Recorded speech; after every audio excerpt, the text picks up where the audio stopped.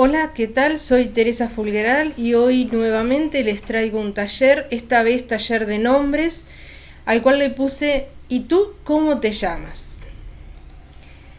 ¿Cómo abordar el árbol genealógico una vez que tenemos los datos? Si venimos ya escuchando el taller anterior, donde vimos como para armar un árbol genealógico, cómo teníamos que hacer, qué datos teníamos que encontrar. Bueno, uno de los datos que es primordial para el árbol genealógico es tener el nombre completo, el nombre nuestro y el nombre de nuestros antepasados. Para eso, después que logramos esos datos, como nos dice Lauro Alonso, para trabajar la estructura familiar y lograr el entendimiento profundo que se necesita, habitualmente se analiza desde diferentes ángulos el genograma, o sea, el árbol genealógico, en busca de simetrías, puntos de contacto o de confluencia entre una o varias personas, concordancias, afinidades y sintonías. La sintonía de nombres, como por ejemplo los mismos nombres, nombres parecidos o parcialmente iguales, nombres con un mismo significado, nombres transgenéricos, mismo nombre pero diferente género o complementario, y otras combinaciones aún más complejas conectan a una persona con otra a nivel transgeneracional. La identifican como solidario, portador de su memoria o de su legado. Una de las familias ya conocidas para nosotros, que también pudimos analizar en talleres anteriores, fue la familia Kennedy. Esta familia, por ser una familia tan numerosa, tiene varios de los puntos que debemos tocar en la psicogenealogía y nos sirve perfectamente de ejemplo. Esta familia, como dije, es una familia muy numerosa y en cuanto a los nombres podemos decir que se repiten. ¿Cómo vemos esto? Bueno, tenemos el nombre Joseph, que se repite 4 veces en 3 generaciones. El nombre Patrick o Patricia se repite 4 veces en 4 generaciones. Rose o Rosemary 2 veces en 2 generaciones. John o Jean, el femenino y el masculino, 3 veces se repite en 2 generaciones. Robert, que se repite 2 veces en 2 generaciones, y Edward lo mismo. Ahí le puse los años donde se pusieron estos nombres, se fueron repitiendo. Muy bien, Alejandro Jodorowsky nos dice: el nombre es el regalo otorgado al recién nacido, la individualización en el seno de la familia. La psique infantil, tal como haría un animal doméstico, se identifica con ese sonido con el que constantemente atraen su atención. En algunos casos, en los nombres se desliza el deseo familiar de que sus antepasados permanezcan.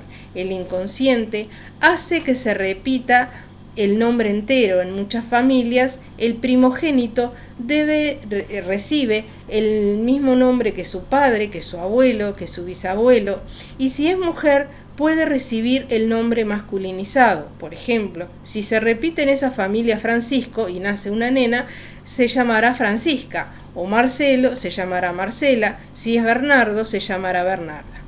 El nombre puede venir cargado de una historia, a veces secreta, como puede ser un suicidio, una enfermedad, una pena de cárcel, prostitución, incesto o vicio, quizás de un abuelo, de una tía, un primo.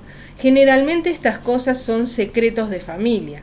Se hace vehículo de sufrimiento o de conductas que poco a poco invaden la vida de quien ha recibido ese nombre.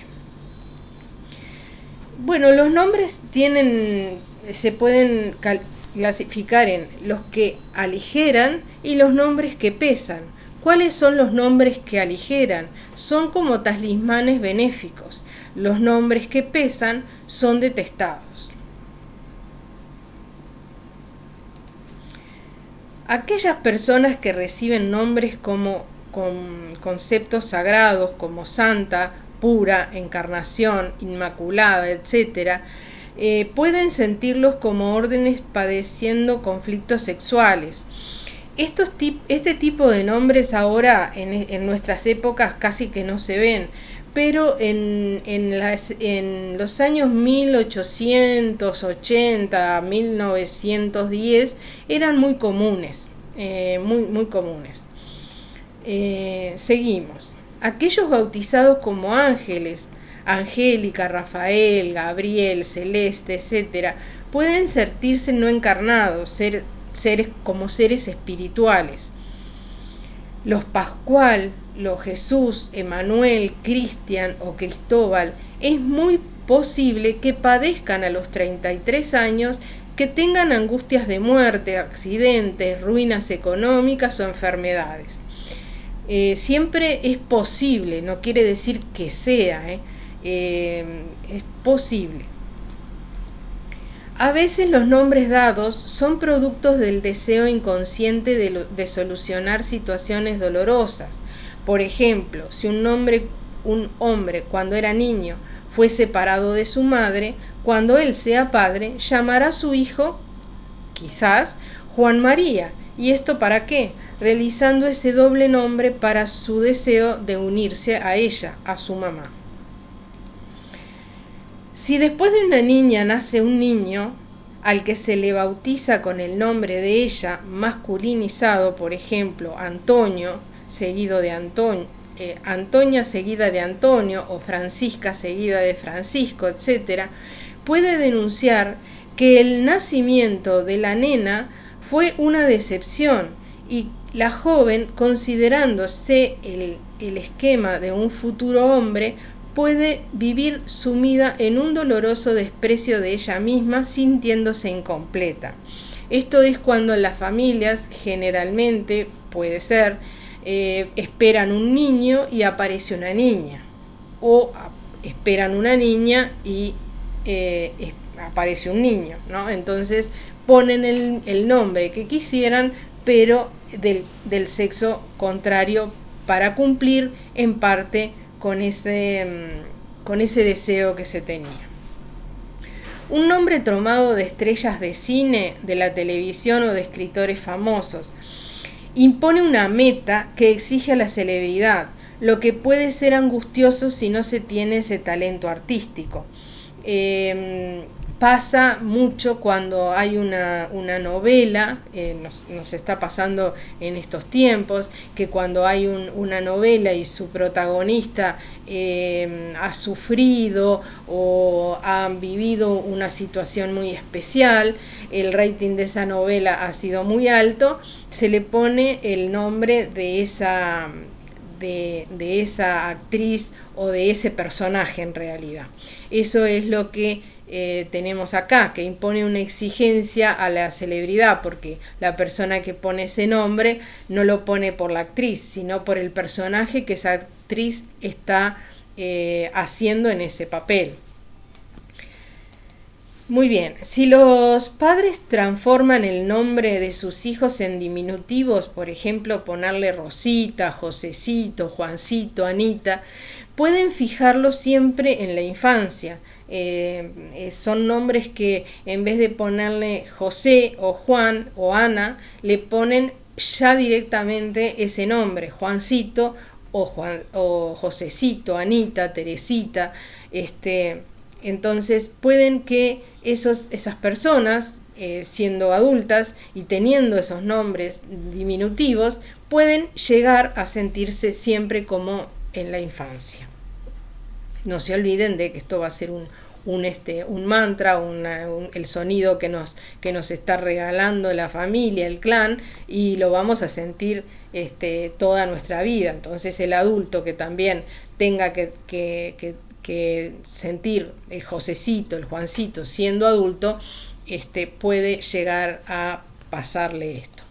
Muy bien, el significado inconsciente de los nombres. Los nombres de los santos inducen cualidades, pero también transmiten martirios. Algunas Marías pueden sentirse asediadas por el deseo de engendrar un niño perfecto.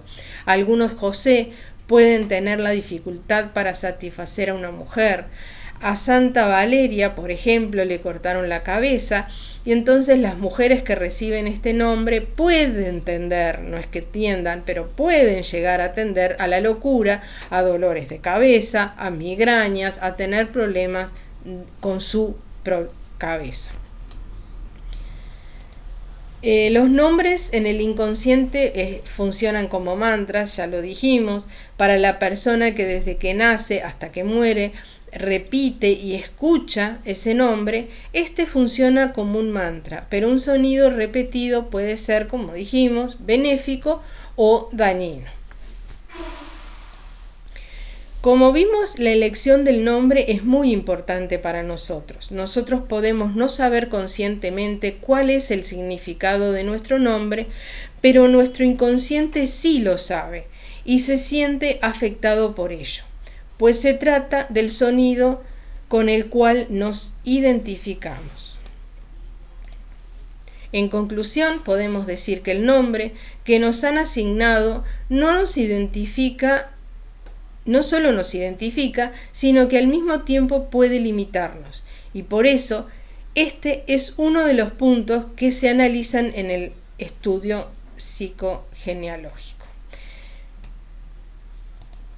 Si les gustó el tema, les pido que le den me gusta al video, que lo compartan si es que saben de alguien que les pueda interesar, que se suscriban al canal y me busquen también en Instagram. Yo les deseo excelentes días y nos vemos la próxima.